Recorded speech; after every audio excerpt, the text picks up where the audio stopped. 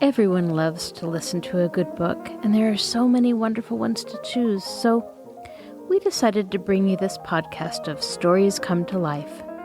Each episode features a story from either classic or modern literature, especially chosen to be interesting and exciting to hear. So sit back, relax, and listen to this story come to life. Welcome to Stories Come to Life.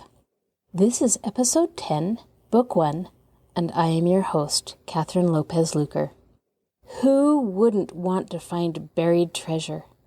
Tom Sawyer and Huckleberry Finn know there must be treasure around. It stands to reason. But when they get trapped in the old haunted house on Cardiff Hill, they wonder if the gold and silver they saw is worth their lives. Now sit back, relax, and listen to this story come to life. The Adventures of Tom Sawyer, Chapter 27. About noon the next day, the boys arrived at the dead tree. They had come for their tools. Tom was impatient to go to the haunted house. Huck was measurably so also, but suddenly said, "Looky here, Tom. Do you know what day this is?"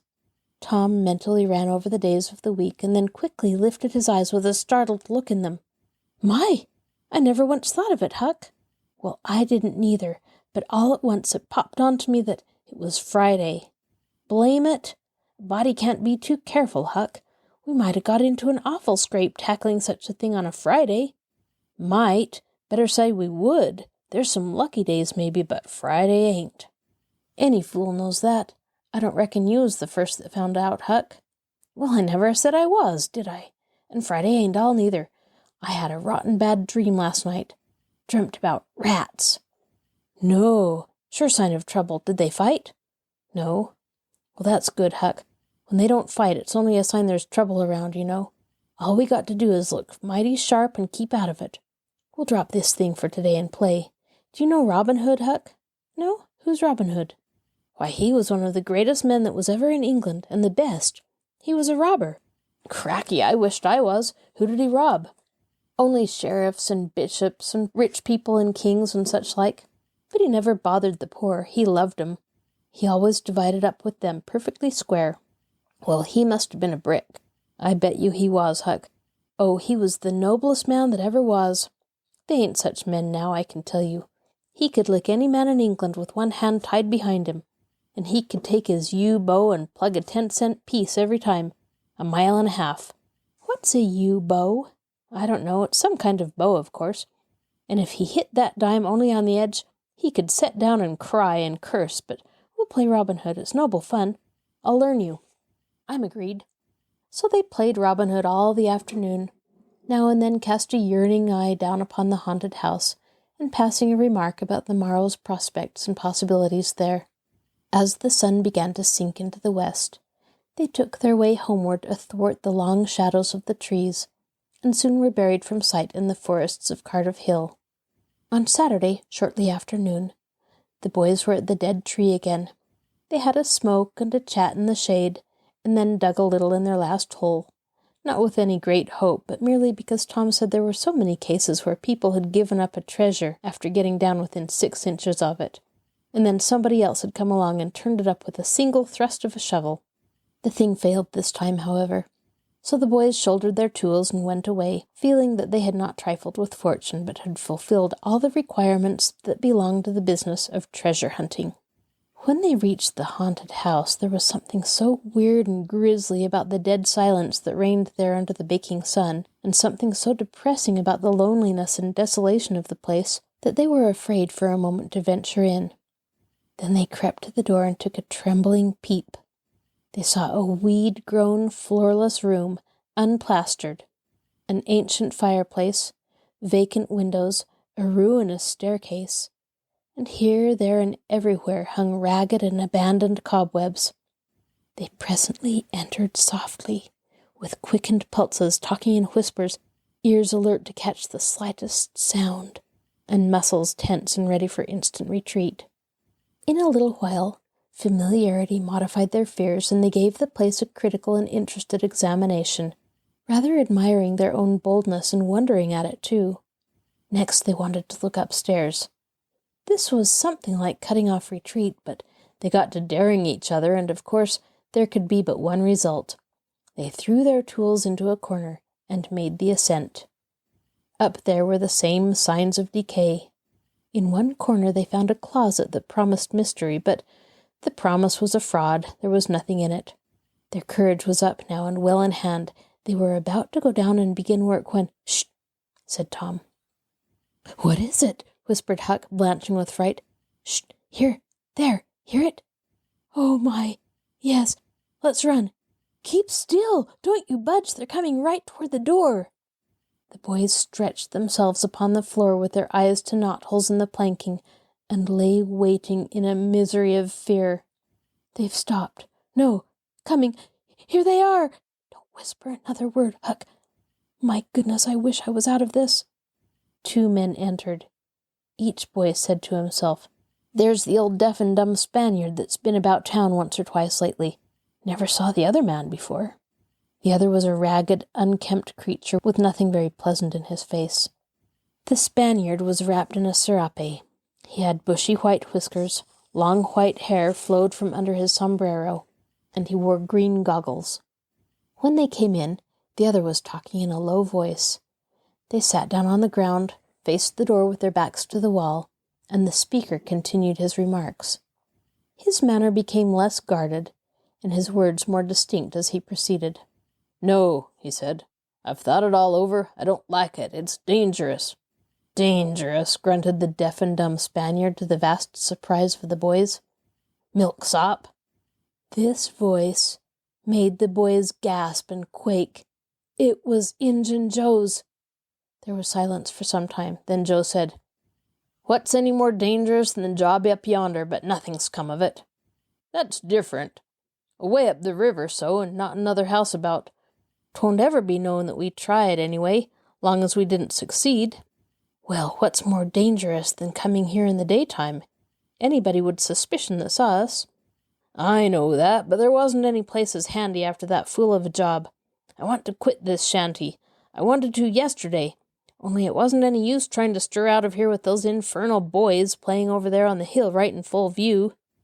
Those infernal boys quaked again under the inspiration of this remark, and thought how lucky it was that they had remembered it was Friday and concluded to wait a day. They wished in their hearts they had waited a year. The 2 men got out some food and made a luncheon. After a long and thoughtful silence, Injun Joe said, "Look here, lad. You go back up the river where you belong. Wait there till you hear from me. I'll take the chances on dropping into this town just once more for a look. We'll do that dangerous job after I've spied around a little and think things well for it. Then for Texas. We'll leg it together." This was satisfactory. Both men presently fell to yawning, and Injun Joe said, "I'm dead for sleep. It's your turn to watch." He curled down in the weeds and soon began to snore. His comrade stirred him once or twice, and he became quiet. Presently the watcher began to nod. His head drooped lower and lower. Both men began to snore now. The boys drew a long, grateful breath. Tom whispered, "Now's our chance. Come." Huck said, I can't. I'd die if they was to wake." Tom urged. Huck held back. At last, Tom rose slowly and softly and started alone, but the first step he made wrung such a hideous creak from the crazy floor that he sank down almost dead with fright. He never made a second attempt. The boys lay there counting the dragging moments till it seemed to them that time must be done and eternity growing gray. And then they were grateful to note that at last the sun was setting. Now one snore ceased. Injun Joe sat up staring around, smiled grimly upon his comrade, whose head was drooping upon his knees, stirred him up with his foot and said, "Here, you're a watchman, ain't you?" "All right, though nothing happened." "My, have I been asleep?" "Oh, partly. Nearly time for us to be moving, pard. What'll we do with what little swag we got?" "I don't know. Leave it here as we've always done, I reckon. No use to take it away till we start south. 650 in silver's something to carry." "Well, all right. It won't matter to come here again." No, but I'd say come in the night as we used to do. It's better. Yes, but look here. It may be a good while before I get the right chance at that job. Accidents happen. Tain't in such a very good place, we'll just regularly bury it, and bury it deep. Good idea, said the comrade, who walked across the room, knelt down, raised one of the rearward hearthstones, and took out a bag that jingled pleasantly. He subtracted from it $20 or $30 for himself, and as much for Injun Joe, and passed the bag to the latter, who was on his knees in the corner now, digging with his bowie knife. The boys forgot all their fears, all their miseries in an instant. With gloating eyes they watched every movement. Luck! The splendor of it was beyond all imagination. $600 was money enough to make half a dozen boys rich. Here was treasure hunting under the happiest auspices. There would not be any bothersome uncertainty as to where to dig. They nudged each other every moment, eloquent nudges and easily understood, for they simply meant, "Oh, but ain't you glad now we're here?" Joe's knife struck something. "Hello," he said. "What is it?" said his comrade. "Half-rotten plank. No, it's a box, I believe. Here, bear a hand and we'll see what it's here for. Never mind, I've broke a hole." He reached in his hand and drew it out. "Man, it's money!" The two men examined the handful of coins. They were gold. The boys above were as excited as themselves, and as delighted. Joe's comrade said, "We'll make quick work of this. There's an old rusty pick over among the weeds in the corner, the other side of the fireplace. I saw it a minute ago."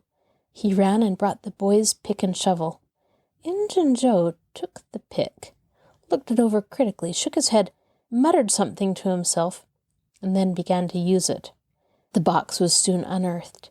It was not very large. It was iron-bound and had been very strong before the slow years had injured it. The men contemplated the treasure a while in blissful silence. "Pard, there's thousands of dollars here," said Injun Joe. "'Twas always said that Morell's gang used around here one summer," the stranger observed. "I know it," said Injun Joe, "and this looks like it, I should say. Now you won't need to do that job." Injun Joe frowned. Said he, "You don't know me. Least you don't know all about that thing. 'Tain't a robbery altogether. It's revenge." And a wicked light flamed in his eyes. "I'll need your help in it. When it's finished, then, Texas. Go home to your Nance and your kids, and stand by till you hear from me." "Well, if you say so. What'll we do with this? Bury it again?" "Yes." Ravishing delight overhead. "No! By the great Sachem, no!" Profound distress overhead. "I'd nearly forgot. That pick had fresh earth on it." The boys were sick with terror in a moment.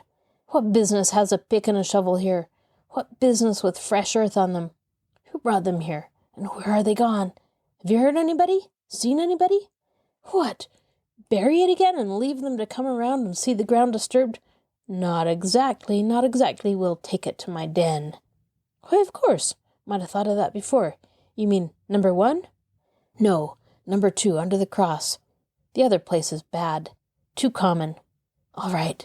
It's nearly dark enough to start." Injun Joe got up and went from window to window, cautiously peeping out. Presently he said, "Who could have brought those tools here? Do you reckon they could be upstairs?" The boys' breath forsook them. Injun Joe put his hand on his knife, halted a moment undecided, and then turned toward the stairway. The boys thought of the closet, but their strength was gone.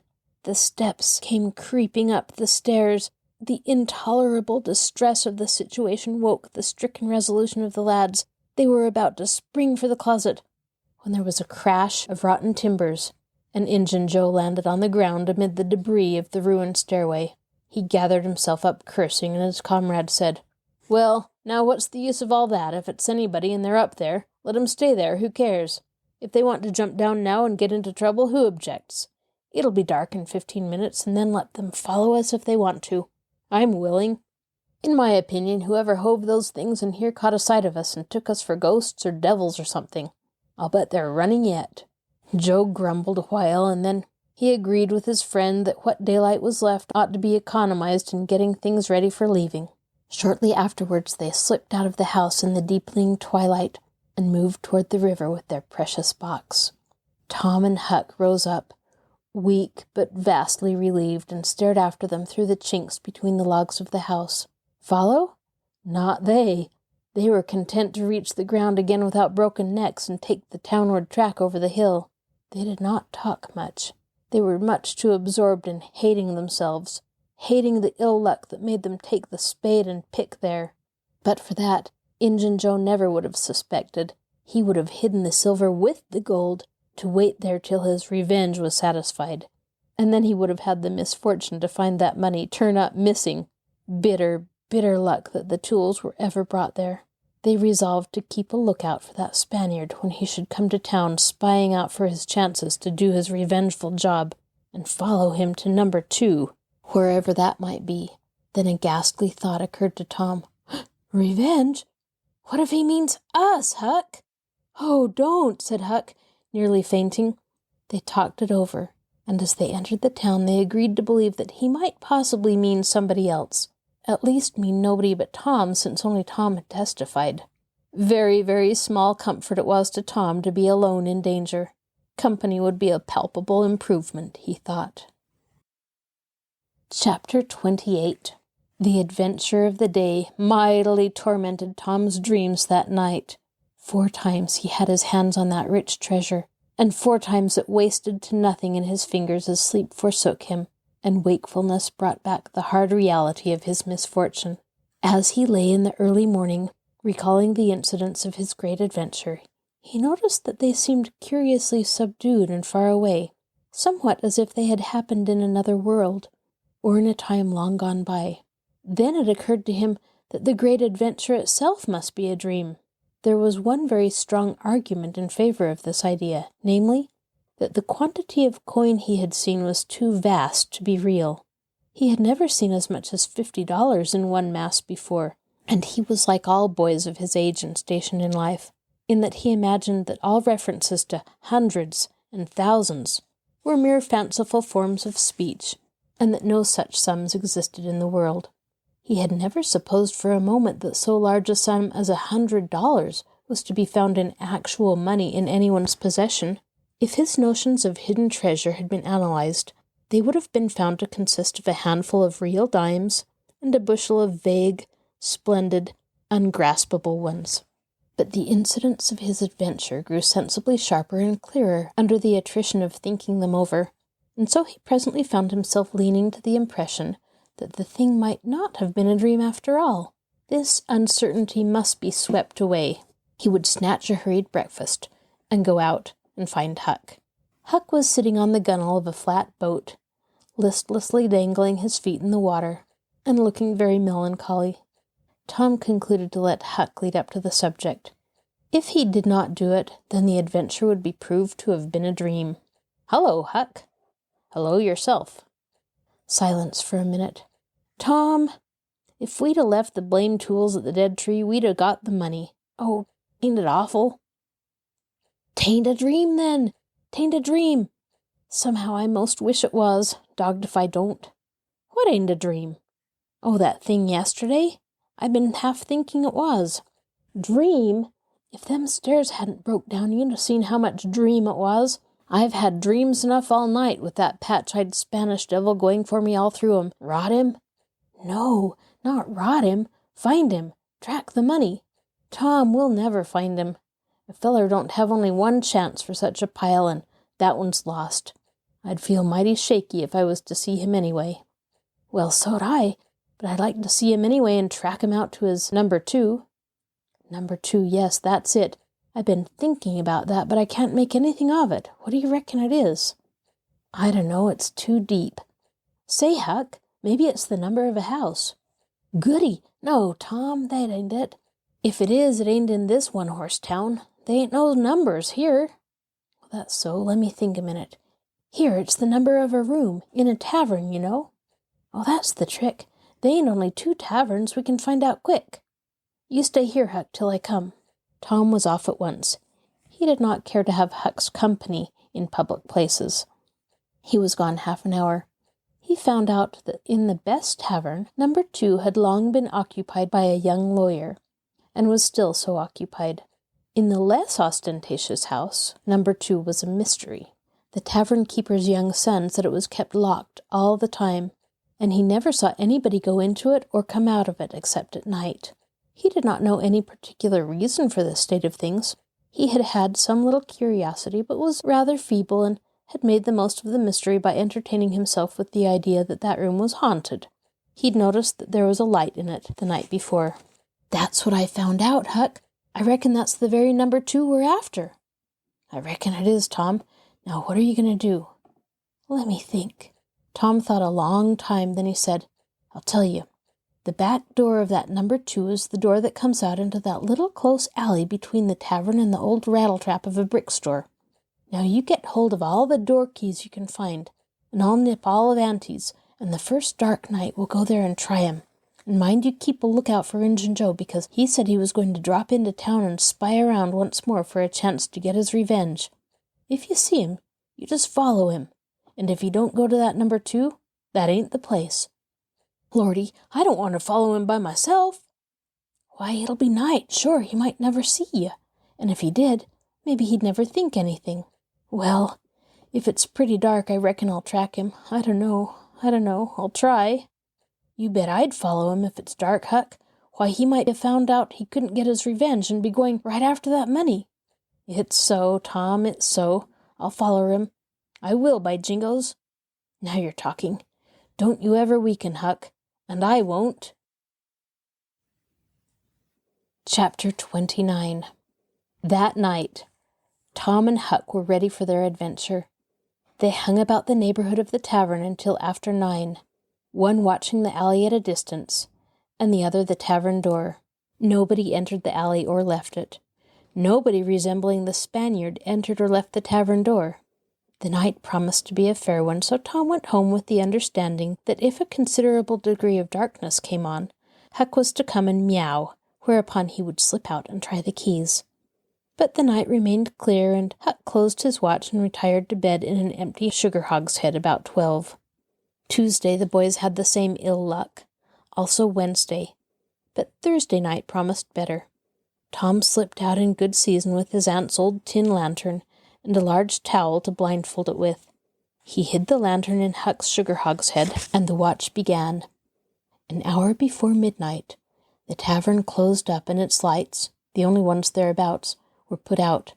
No Spaniard had been seen. Nobody had entered or left the alley. Everything was auspicious. The blackness of darkness reigned.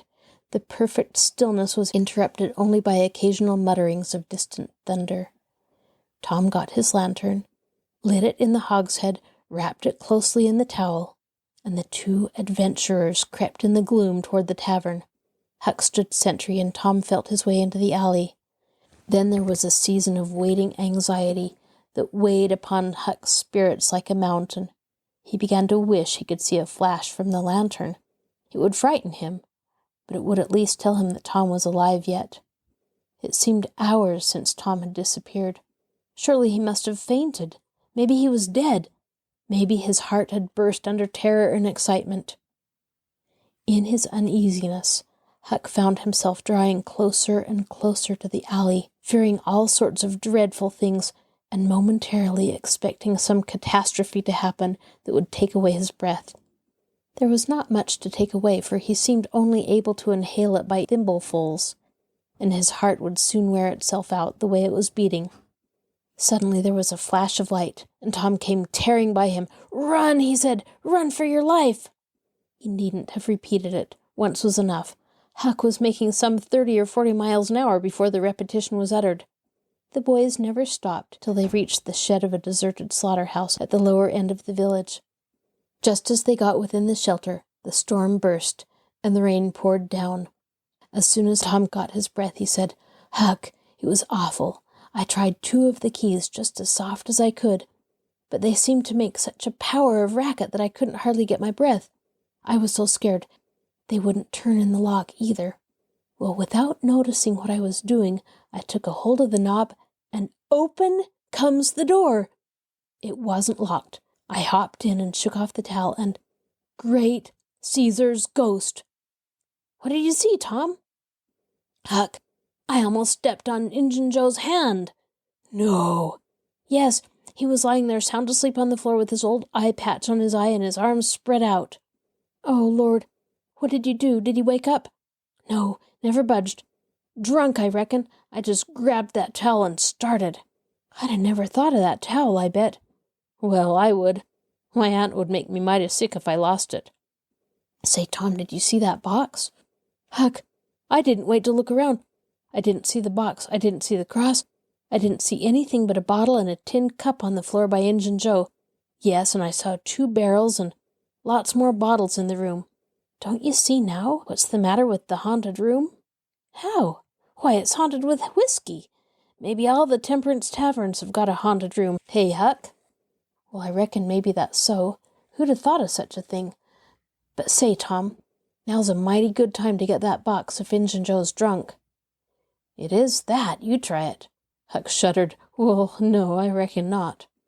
And I reckon not, Huck. Only 1 bottle alongside of Injun Joe ain't enough. If there'd have been 3, he'd be drunk enough and I'd do it. There was a long pause for reflection, and then Tom said, Looky here, Huck. Let's not try that thing any more till we know Injun Joe's not in there. It's too scary. Now if we watch every night, we'll be dead sure to see him go out some time or other. Then we'll snatch that box quicker'n lightning. Well, I'm agreed.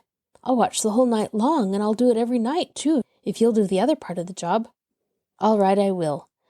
All you gotta do is trot up Hooper Street a block and meow, and if I'm asleep, you throw some gravel at the window and that'll fetch me. Agreed, and good as wheat. Now, Huck, the storm's over, and I'll go home.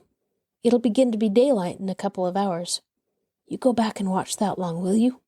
I said I would, Tom, and I will. I'll haunt that tavern every night for a year. I'll sleep all day, and I'll stand watch at night. That's all right. Where are you going to sleep? In Ben Rogers' hayloft. He lets me. Well, if I don't want you around in the daytime, Huck, I'll let you sleep. I won't come bothering around.